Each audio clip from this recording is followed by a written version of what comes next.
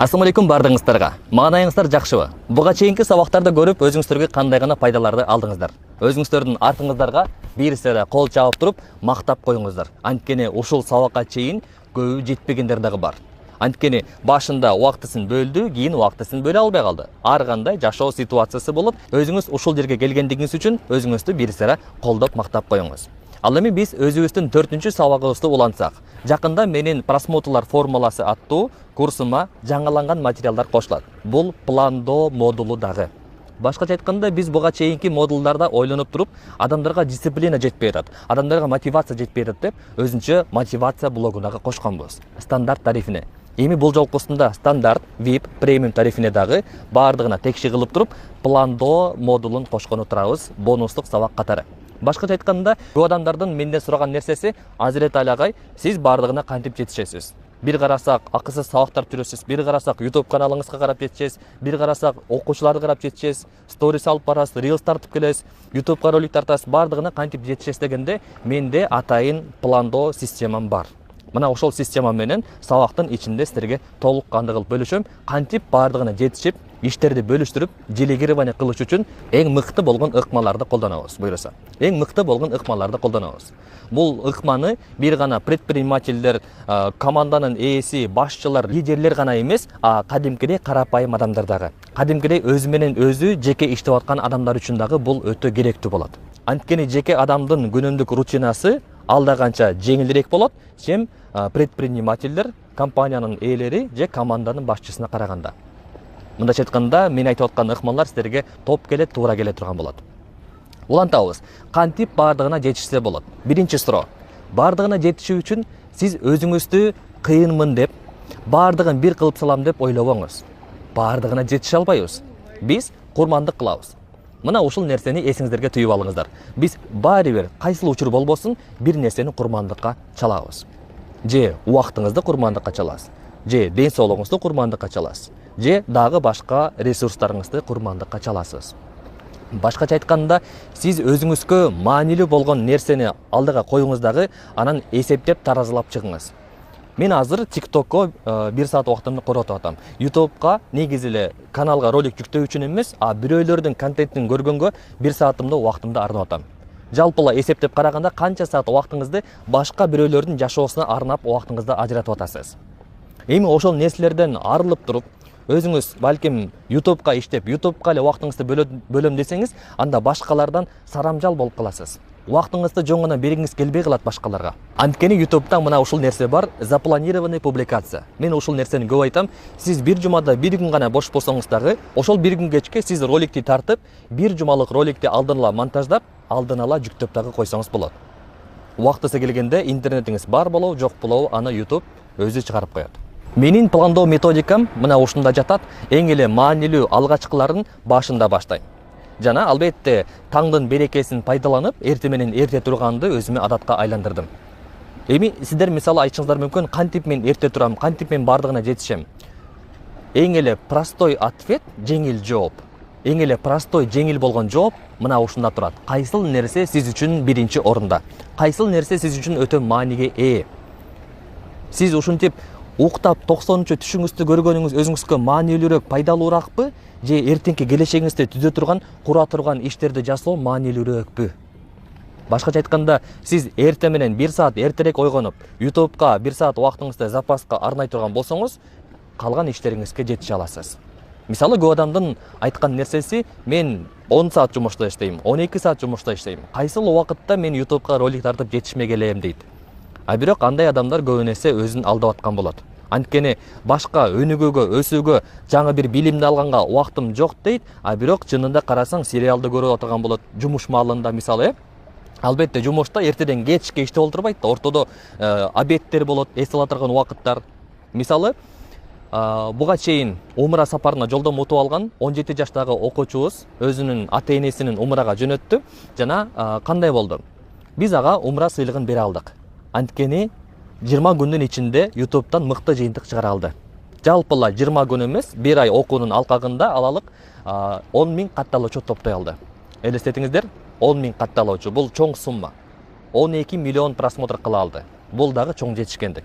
Эми кайсыл убакытта ошол окуучум YouTube'га роликте салып атты. Өзү мойкада иштейт жана мойкада иштеп атканда машиналар келе элек маалда же болбосо обед болгон убакытта кадимкиде YouTube'га олтуруп, мен азыр телефондон көрсөтүп бергендей, буга чейинки сабактарда ошондой эле кылып олтуруп телефондон тарта калды. Мындайча айтканда, атайын бир ызычуу болбогон жерде болоюн, камерага тартылайын, звукту иштетейин деген эч кандай көйгөйдү ойлонгон жок. Анткени бардык процессти мен көрсөтүп бергендей монтаждын ичинен жасап олтурат. А монтажды биз кайсыл жерде болсок дагы жасай алабыз. Эгерде ушунчалык убактым жок десеңиз, керек болсо адамдар ажатканасына дагы мисалы телефонду алып киришет, туурабы? Айтсаң дагы алып кирген болбойт, көп олтурба десең дагы алып киришет. Эми ошончолук убакыты жок деген адамга менин дагы мугалим айтат эле, сен азыр урушканда китепти окуганга убактыңар жокпу? Бала карайсыңарбы? Бала эмзейсиңерби? Деп бизге айтат эле. Анан чынында намуска катты тиет. Анан ошондо дагы бир үстүнөн кошуп туруп, ушунчалык эле убактыңар болбой атыптыр. Ажатканага адам бир күндө жок дегенде канча дагы 4-5 жол барат. Ошондо олтурганда силер эч кандай бекер болуп, беймара олтуруп калбастан ошол жерде дагы окугула сабакты деп айткан.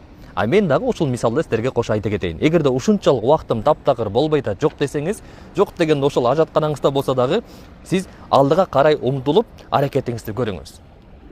Мындайча айтканда убакыт табылат. Эгерде адамда каалоо ошого жараша болсо. Билиңиздер, эгерде сиздин планыңыз жок болсо, сиз башка бирөөнүн планындасыз. Башка бирөө сизди пландап коет. Ошону түшүнүп атасызбы? Сиз мисалы башка бир адамдын колунда кызмат кылып иштеп атасыз жана убактыңызды ошол ишке, ошол иштин өсүүсүнө, өнүгүүсүнө арнап атасыз. Албетте ал жактан сиз өзүңүздүн үлүшүңүздү, пайдаңызды алып атасыз. Бирок канткен чакта дагы ошол иш жалпылай башка бир адамга пайдасын алып келе турган нерсе. Айтайын дегеним, өзүңүзгө чоткий планыңызды түзбөсөңүз, башка адам сиздин планыңызды уурдап алып койгонго толук мүмкүнчүлүгү, убактысы болушу мүмкүн. Анткени сиз өзүңүздүн жашооңузга карата планыңызды түзбөй элесиз. Ошондуктан буга чейинки мен айтып өткөн нерсени кошо эске алыңыз. ABC план ыкмасын. ABC. Мындайча айтканда, сиз 10 бир күндө эмне иштерди аткарасыз? Ошону жазып чыгыңыз. 10 список дел. 10 аткара турган иштер. Эми ошол 10 иштин кайсынысы эң эле маанилүү, кайсынысы эң биринчи аткарылышы керек, кайсылары чоң иштер болуп саналат. Ошону алдыңкы катарга коюңуз. Биринчи чоң ишти аткарып алсаңыз, анан калгандарын кылуу жеңил болот. Көбүнесе адамдар жеңилден акырынан баштайт дагы, андан кийинки чоңдоруна убактысы дагы күчү дагы жетпей калат. Ошон үчүн эң жакшы ыкма бул съешь лягушку. Китептерден окуп алсаңыздар керек, атайын өнүгүү өсүү китептеринде кыскасы мына ушул ыкманы көбү колдонбойт. Чоң нерсени, бөлтөк болуп турган нерсени бир бүтүндөй баштап ошону кусоктоп болсо дагы жок кылып жибериш сиздин колуңуздан келет. Башкача айтканда, сиз майда барат иштерди кылып олтуруп, мен ишти кылып атам деп ойлойсуз, бирок мындай сырттан карап келгенде көп деле иш бүтпөгөндөй болот да. Ошол себептен чоң ишти бир алып туруп кылып бүтүрүп саласыз, анан калган майдасына өтө бересиз. Кийинки ыкма бул 5 секунддук принцип. Тагыраак айтканда, сиз өзүңүздү ордуңуздан козгой албай атасыз. Телефонуңуздан чыга албай атасыз. Анан өзүңүздү оюңузда санаңыз. 5, 4, 3, 2, 1. Турдум. Ошол ыкма өтө жакшы колдонулат. Бул керек болсо военныйлар дагы мына ушул ыкманы колдонот. Мисалы, ал жакта спичка жандырып, анан ушул күйүп бүткөчөктү тыймылдап кийине калышың керек дейт го. Ошол ыкмага окшош бул дагы нерсе. Сиз өзүңүз мажбурлап 5 секундка санайсыз. Санап бүткөн соң ордуңуздан туруп кетесиз. Туура ыкмасы 1, 2, 3, 4, 5 деп туруп турган эмес. Анткени 5тен кийин 6 деген сан бар да. А эгерде 5тен 0га чейин санасаңыз, 0дон ары кетпейсиз да. -1, -2 дебейсиз албетте, туурабы? Ошол себептен 5тен 0га чейин санайсыз, дароо ордуңуздан туруп, ишиңизди кылып баштайсыз. Анткени сиздин ордуңузга ал ишти башка бирөө кылып бербейт. Ошону жакшылап эсиңизге түйүңүз.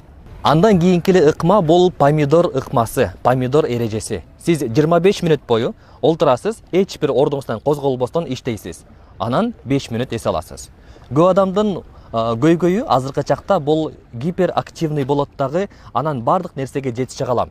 Же болбосо менин фокусум бардыгына жетишет, кылып кете алам дейт, бирок жыйынтыгында эч нерсени кылбаган болот. Башкача айтканда, сиз бир эле маалда телефондон звонок келди, өзүңүз китеп окуп атасыз, дагы бир нерсени жазыш керек, сабак окуп атасыз, кайсынысын кылып жетишесиз?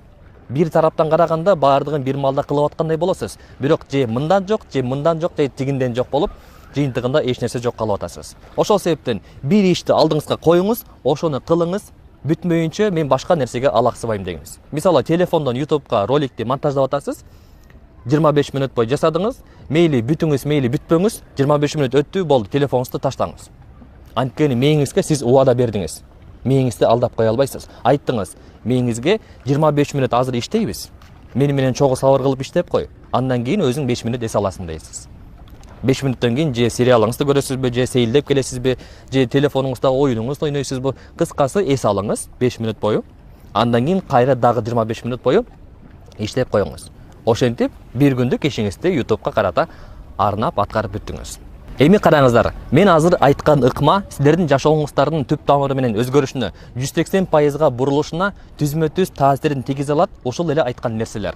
Эми элестетиңиздер, бизде пландоо методика модулунда кандай гана ыкмалар бар. Бир эле сабактан ушундай пайда алып атсаңыз, ал жактан бүтүндөй бир модулдан кандай гана өзгөрүүлөрдү алмак элеңиз. Ошол себептен билиңиз, биз бир гана YouTube курсун окутпайбыз, биз адамдардын жашоосун 180%га өзгөрө турган деңгээлге алып чыга турган мышленияларды окутабыз.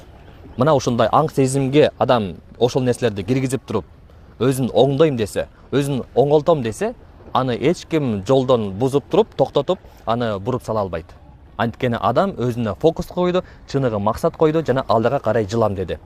Эгерде адам өзүнүн ички ниетинде оңолом дебесе, өзгөрөм дебесе, мен бул жактан YouTube'дагы технический нерселерин көрсөтүү менен, ушул нерселерде мындай болот, дегендей болот деп айтышы менен адам өзгөрүп кетпейт.